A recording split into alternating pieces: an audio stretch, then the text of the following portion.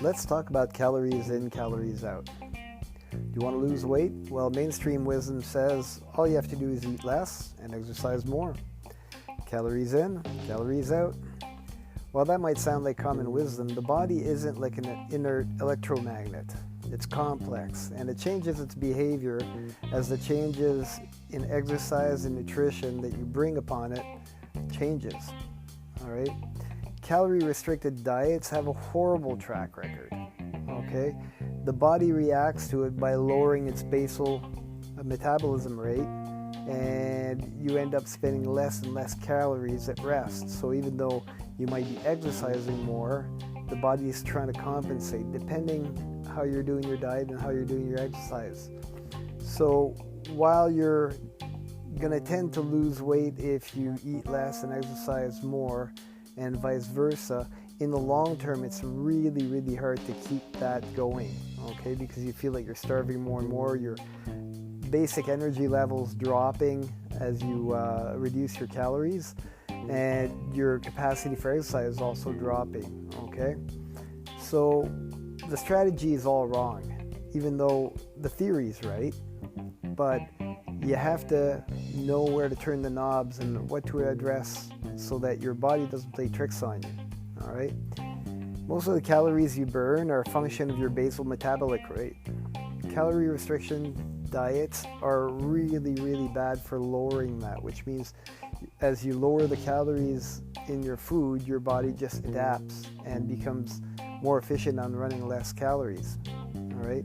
And how you do exercise both can increase and decrease your basal metabolic rate. So it's not just about exercise, but it's how you do the exercise, okay? As an example, you can do this long duration, like medium intensity exercise for a really long time. You can do short bursts of really high intensity exercise with some long rests. All these have different impacts. They train your body to act differently. Also, if you're training for weight gain, as far as muscle gain, that will tend to raise your basic metabolic rate. Okay, the more muscle you have on you, the more energy you need to feed those muscles and to energize them and to have them do active work, right? So you have to pick the type of exercise you do. It's not just about burning calories mindlessly. And we're going to cover the details of that through this podcast, not in this one right here. We're just giving you an outline, some things to think about, and to look for when you do exercise.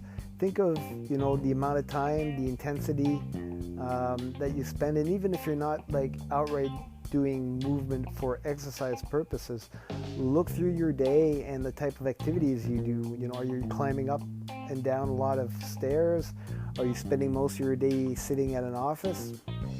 Because all these things will have an impact. It'll have an impact on the calories that you're burning throughout the day, but it'll also have an impact in the long term as far as how your body's trained to spend its energy and how it affects the basal metabolic rate.